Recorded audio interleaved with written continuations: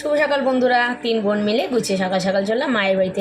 এটা হচ্ছে জামা ষষ্ঠীর পরের দিন রাত্রিবেলা, মানে আমার বাড়িটা যেহেতু কাছে, সবাই মিলে চলে এসেছিলাম আমাদের বাড়িতেই। সব বোনেরা একসঙ্গে একটু হুড়োহুড়ি করেছি রাত পর্যন্ত, এই আর কি। এক জায়গায় থাকলে যেটা হয়। তো সকালবেলা স্নান টান করে, আর দেখো নতুন জামা পরেছি, মা দিয়েছে এটা আমাকে জামা ষষ্ঠী, তার ছোটো বোনকে ওই লালটা দিয়েছে। আমরা যেহেতু শাড়ি পছন্দ করি না, মা কিন্তু সবাইকে চুড়িদার দিয়েছে। এসে দেখছি মা একদম গরম গরম স্যান্ডউইচ করে রেডি করে রেখেছে, আর মেয়েরা কিন্তু আগে চলে এসেছে আমাদের আগে।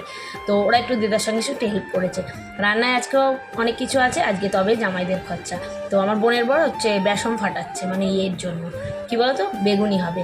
খাসির মাংস টকবক করে ফুটছে। আর আমার মা যেহেতু ষষ্ঠীর দিন কিছু খায় না, মানে নিরামিষ খায়, ওই ফলার খায়, সেই জন্য ওই দিন আমরা খাসির মাংস করি না। পরের দিন জামাইদের খরচা। তো মেনুতে অনেক কিছুই আছে, খাসির মাংস, ডাল, চাটনি, আগের দিনে একটু মাংস, ইলিশ মাছ, তারপর একটু উচ্ছে চচ্চড়ি, আর স্যালাডও ছিল, সেটা দেখাতে ভুলে গেছি। যাই হোক, রান্নাটা কেমন হয়েছে অবশ্যই কিন্তু কমেন্ট করে জানিও। আর আমি সবাইকে খাবার দিয়ে দিলাম। প্রথমে বাচ্চারা খেয়ে নিল, কারণ বাচ্চাদের খাওয়ার পর আমরা বড়রা খাবো। ওদের যা টাইম লাগে গল্প করে, আমরাও সেরকমই করেছি জানো তো। তারপর বাচ্চাদের খেতে দিয়ে দিলাম। ওরা তো খেয়ে বলছে খুব ভালো হয়েছে, সত্যি খাসির মাংসটা ভীষণ ভালো হয়েছে, আর বেগুনিটা একদম মচমচে।